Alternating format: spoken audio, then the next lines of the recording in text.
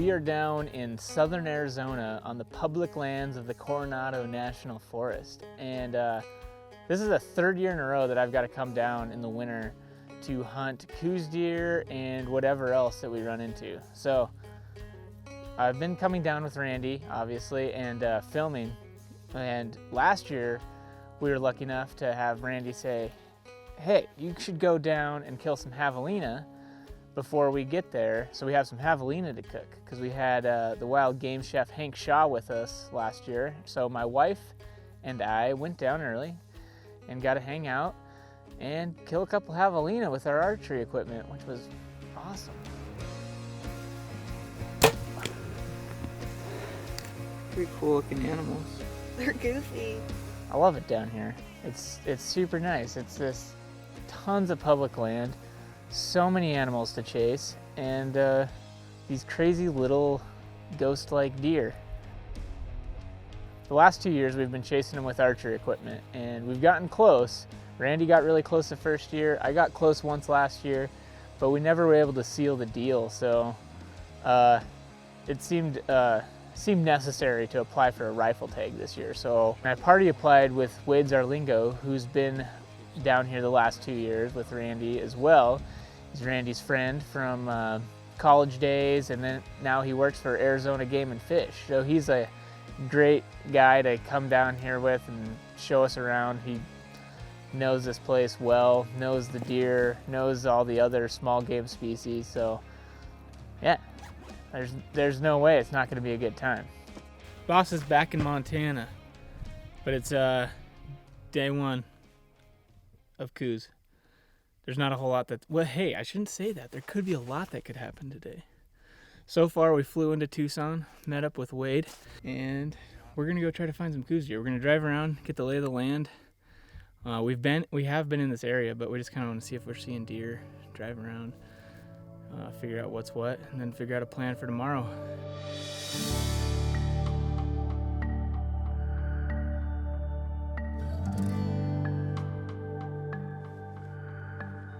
I'm pretty excited to get revenge on these guys after last year. Yeah, there's been a few years chasing around with a bow, so at least we'll have the advantage on them once we find them anyway. You just gotta find them, like little mice running around underneath the trees. So. Yeah. We didn't have a whole lot of glassing light, but we spotted exactly 0 so far. Unless you saw something that I didn't see. I didn't see anything. But we didn't really hit it that hard. No. Tomorrow. Kind of getting to know where we're gonna go, what we're gonna look at, but probably I think the plan is to head up on that top of that rim and just work that all day.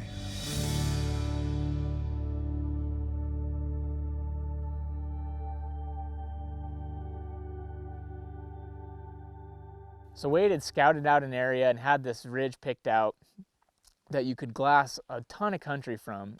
We'll see. It's all new. Mm-hmm. New country. Here's our local Coues deer expert, though. Am I? Yeah. I'm sorry.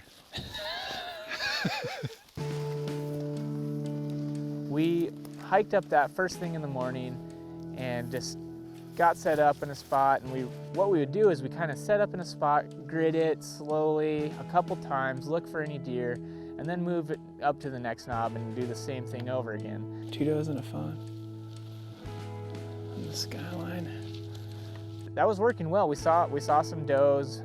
We saw some does and fawns. We didn't see any bucks, but we got up to a pretty high spot and could see a ton of ground. There was a tank down below us. Everything was looking good. So we hung out there for a while, gridded the whole place, saw more does and fawns, but just couldn't pick up any bucks.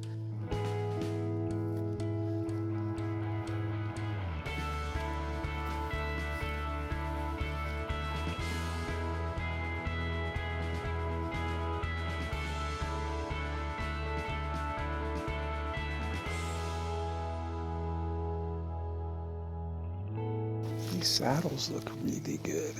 I don't know. So I've been just trying to stare underneath trees and try and pick them out underneath trees. It's not real successful so far. Keep looking. Middle of the day. The grass is so tall, too. I know. Like last year, it was nothing like this. Mm-mm. you think is that a rain thing, or like the cattle just haven't been in here as much? It's a rain thing. Last year we didn't have the good monsoons. Gotcha. We had like July rains and that was it. Maybe we should just scrap this whole deer hunting thing and go hunt birds. Gotta wait till at least the 7th. Okay.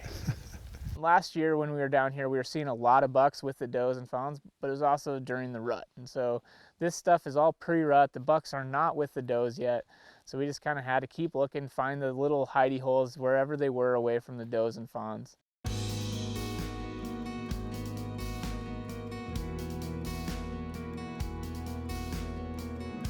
So we glassed all morning and we kind of hit that midday lull, and Wade's leg was giving him fits. So he told us, hey, you guys should just keep going up the hill. I'm just gonna stay here and glass, but you guys should keep going along this rim and just keep glassing the basins as you go. And so we reluctantly decided, okay, well, good luck. I kind of felt bad for ditching him, but Dan and I continued up the spine and got up to a few more basins. We grid those, and we got about a mile away from where we originally set up. Such a good vantage point in both basins. Dude, we're gonna find a deer here. We can see so much. At least I hope so.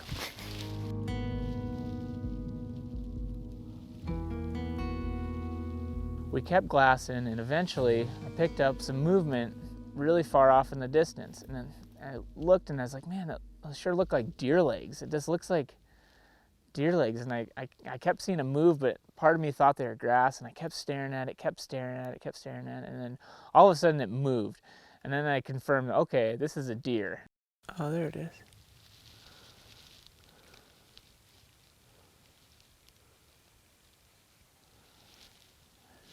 Locking in. Zooming in. Oh yeah. That's the kind of buck that you shoot. Big, nice 4x4. Like, I don't know. I was gonna shoot any buck. So yeah, this one looks great. Let's go shoot that one. All right, he's a long ways away and we don't have a ton of light, so this is gonna be a quick one, but we're gonna try to get down there and try to get to this knob. I'm hoping it's gonna be like a 300-yard shot. So here we go.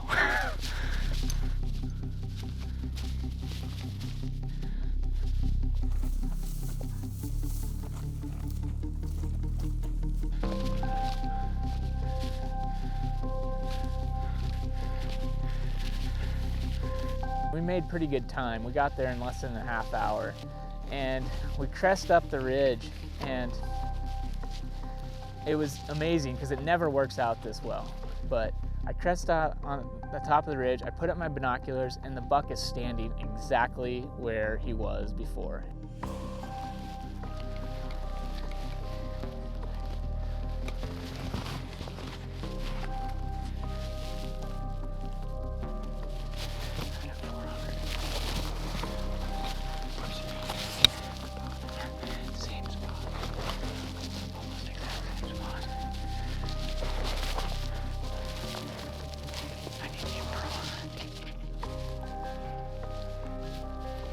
I knew this going to the hunt that longer shots were a potential, so I'd been training for it, I was ready for it, but I wanted to have a nice steady prone position. So I crawled up, set the pack up, got everything set up.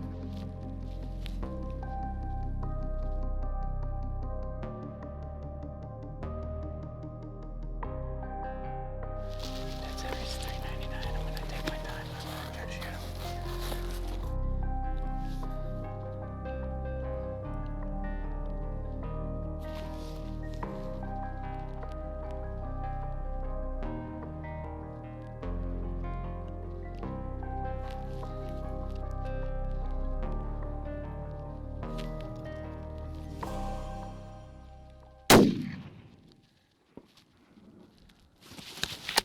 Can you tell?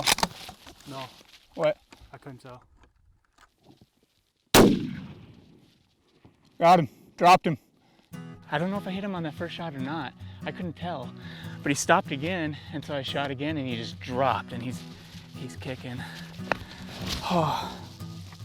Unfortunately, we just watched the footage and I realized that he walked out of frame right before I pulled the trigger. So, unfortunately, we don't have the shot to show you, but you can listen to the audio. But, oh well. I don't think kill shots are that important. I mean, it is what it is. I understand that people like to see that part of it, but to me, it's such a small fraction of the hunt. Like, it's not critical to the story to me. There's so much more to it. There's the stalk and the adventure and sharing all that time with your friends and just being out in this amazing place, eating the animal after you've killed it. Like, this is such a small part of it. So I don't care at all that we didn't get the shot. And I'm sorry if you were hoping to see that, but unfortunately we didn't get it. But I'm pretty excited he's got that buck. Let's go check him out.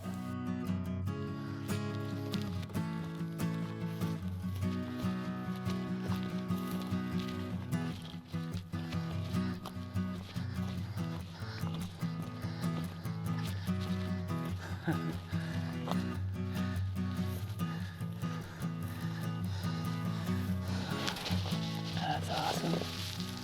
I'm pumped.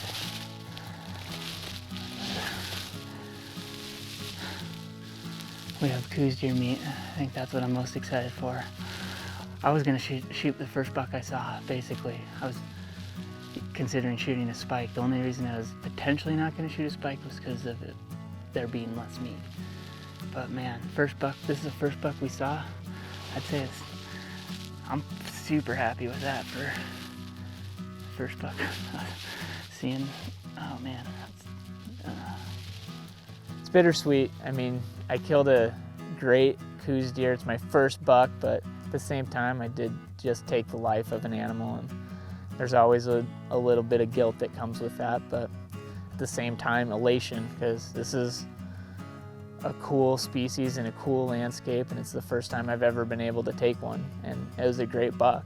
I mean, it's not a monster by any means, but it's way bigger than anything I expected to shoot. I was planning on shooting any deer, like any legal deer, and I got this great specimen of a nice mature buck. So after admiring it for a little bit, we took a few pictures and then did the gutless method, quartered it out and threw it on our packs, and we finished cutting it up. We got a little ways out of here. I don't know. I'm not really sure, actually. A little over a mile maybe, with some really steep and thick stuff to go through. A lot of cat claw, a lot of boulders, but we'll take our time, go slow.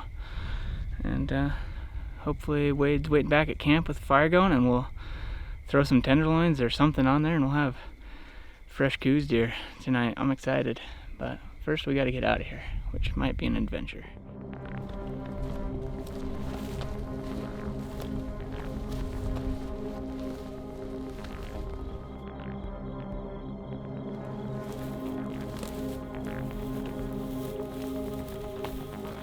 Okay, so there's some cliffs right there, it looks like.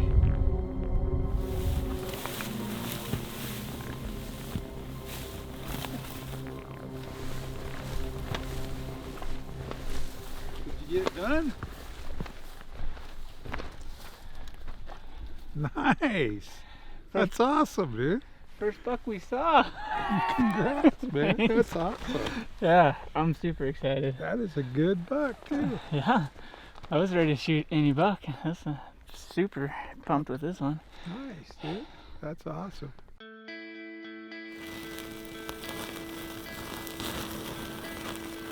I'm excited. Are you excited? I'm very excited. We earned it. Heck yeah, we did. That was a pack out and a half.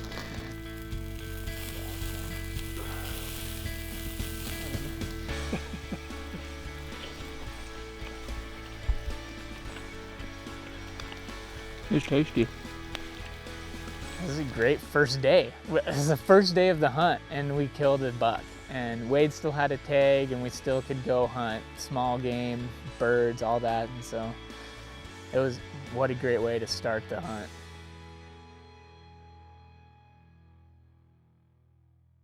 All right, morning of day 3. Wade still got a tag. we're gonna go drive to a different glassing spot and hopefully find another buck. I'm pretty fired up after last night's adventure, so I got a good feeling.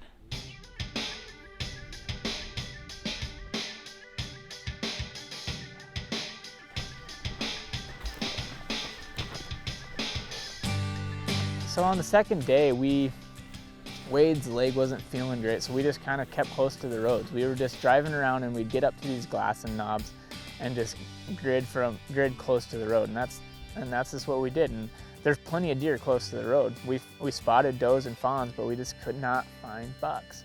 I was thinking about getting up into that kind of more in that oak stuff. Maybe go down that Trace Pelotas Canyon. Okay. Yeah. Just look at some different stuff. Yeah. Different habitat. Yeah, this mesquite stuff. At least there, I might be able to stumble on some Merns, quail. Yeah. Figure out where, scout them out for opener. There we go. We decided to keep driving around. We just drove around, checked out spots, just trying to figure out where the deer were.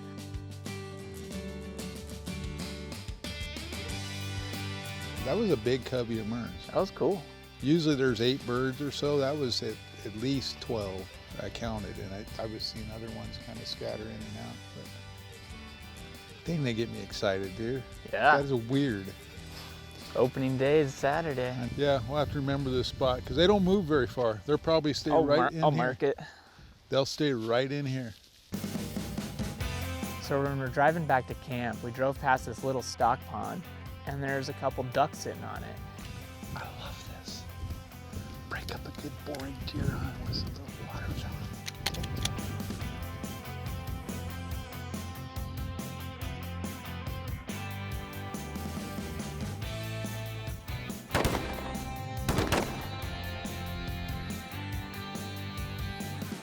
I would call them Mexican ducks.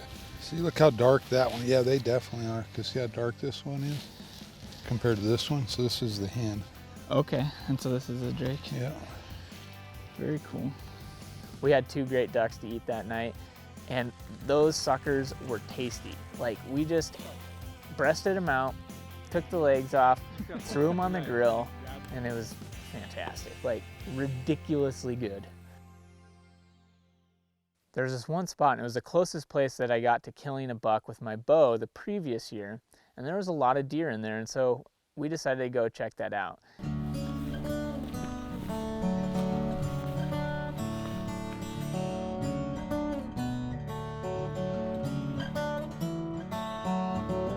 Alright, it's morning of day 4. We just hiked into this little glassy knob in a place that I was at last year. We already pushed some deer on the way in, doe and 2 fawns. I saw a 4th deer up here that I haven't got a look at, so it's already looking good. It's cool country.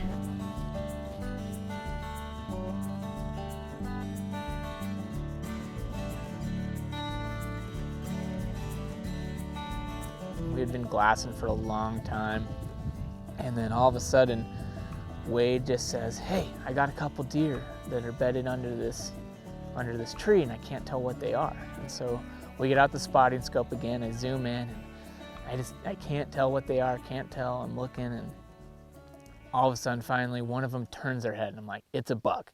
There's a nice buck. Nice buck. Yeah, it's a good, like a 4-point. Yeah, the one in the back. I can't tell what the front one is yet, but the one in the back is dark horned 4-point. Like, looks like very similar to the one I shot. Let's go see if we can set up on it and wait till it stands up. So we grab our stuff, pack up our packs, and start down into the drainage. See if we can make it happen.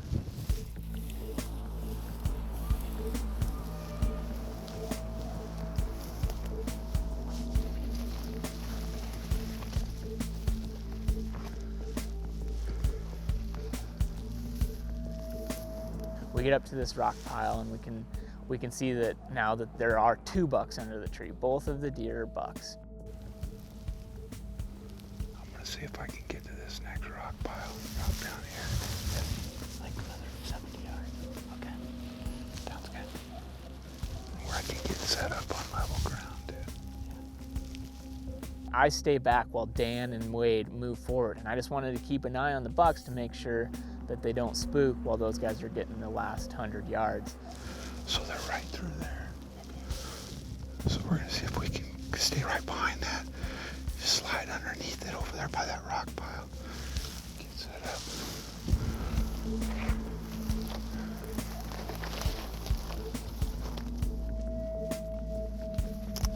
We moved into another ridge and got to, I don't know, 325 or so, which, and had an area at that time where it was just starting to calm down. And we had 2 deer there, a little bit bigger buck in the back, but it didn't matter to me on size on this hunt. I just was enjoying being down here for the hunt.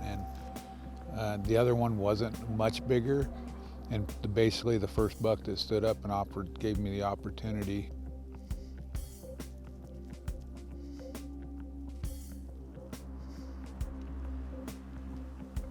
I gotta get a distance.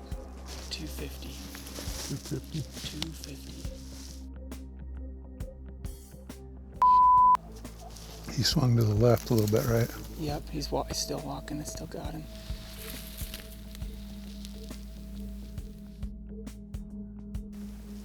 You still see him? No. He disappeared behind that really thick green. Okay. He was walking to the left though, still.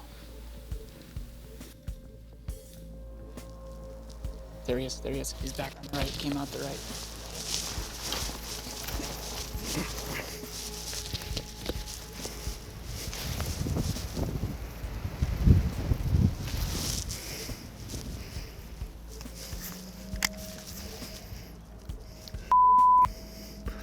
Might get him through this gap if he makes it there.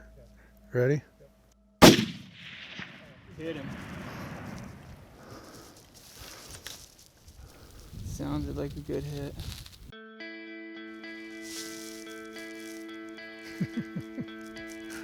I hope that's a done deal right there. I was really excited. I mean, I was. It was a little deer, and I was excited about it. It was fun. It was just really awesome to be down here. Ah, they're pretty deer. Yeah. I just had all that gray in them. Cool. Let's get work. Heck yeah. Thanks, man. Yeah? Oh, I didn't do anything You really. did, man. You came out here with me, Dan.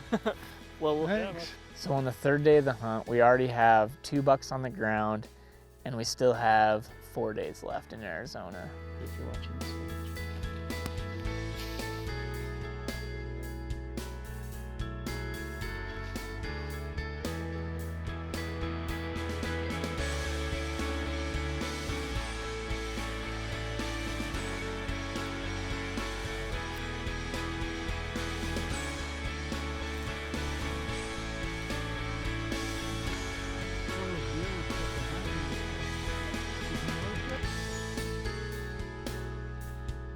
So we got 2 bucks on the ground and still 4 days left. So Wade has his friend drive from his house and bring down his dog Shiloh, who you've probably seen if you've watched any of the previous years of our Arizona hunts. And his dog Shiloh is a badass pointing dog.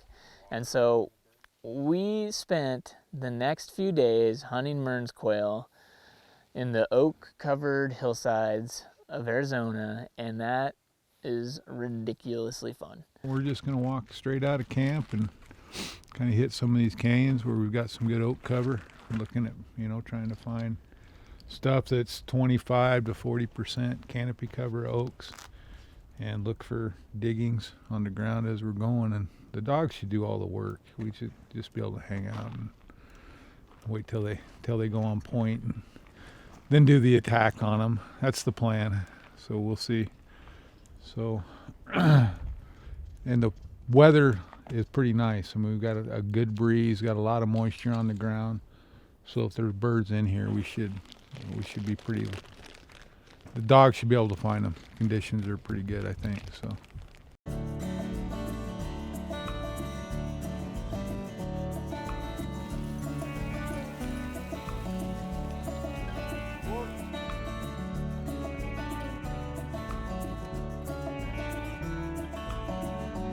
We hunted all over the place. We covered a ton of ground just walking these oak hillsides, and Wade had a couple had a friend Kyle show up and his friend Trent, and so Trent had 3 more dogs, so at one point we had 4 dogs on the ground. We covered a ton of ground and just had a blast. We got into quite a few coveys.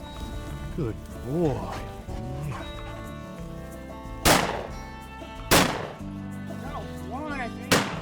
I just need them to be flying slowly, about 10 yards away.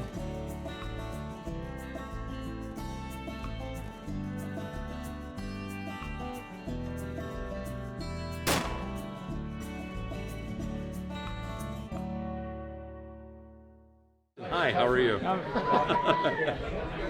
It's Quail Fest.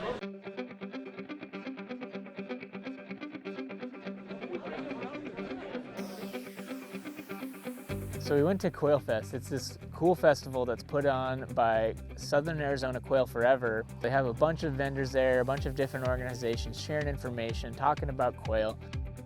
We're in Mearns quail country here, right?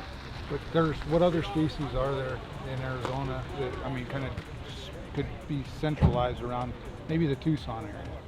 Well, that's one of the special things about this area is we do have all of the native species. We do have the Mearns quail, which is what a lot of folks are here for right now because it just opened. We also have the scaled quail and the Gambel's quail. So folks can come down here and actually have the opportunity to harvest all 3 of those species in the same day even. We also have a special quail on display in there today. It's the masked bobwhite, which is not a huntable species. It's on the endangered list. But U.S. Fish and Wildlife has brought a couple of birds for display. It's not very often that people get to see live masked bobwhite quail, and they're working really hard to keep those from going extinct. And our chapter participates in those activities to keep those quail going into the future.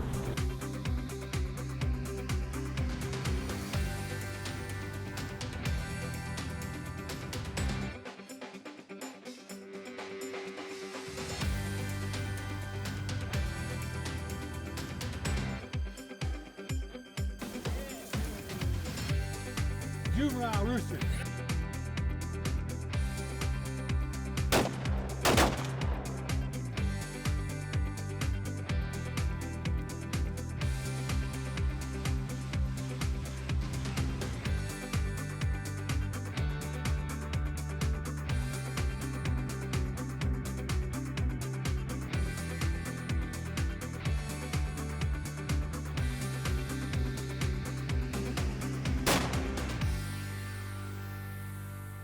What a way to cap off a week in Arizona. Actually hit that one, like dropped it. I was kind of surprised with myself. All right, we gotta head back though, catch a plane, but I'll hand the shotgun to Dan for one last little ride. Maybe we'll pick up another single. Yeah, awesome. Thanks. Thanks, Shy. So all in all, we spent 7 days exploring the public lands of southern Arizona, and we did it in a fashion that basically anybody can do every year. The deer tags we had, you can draw basically every year.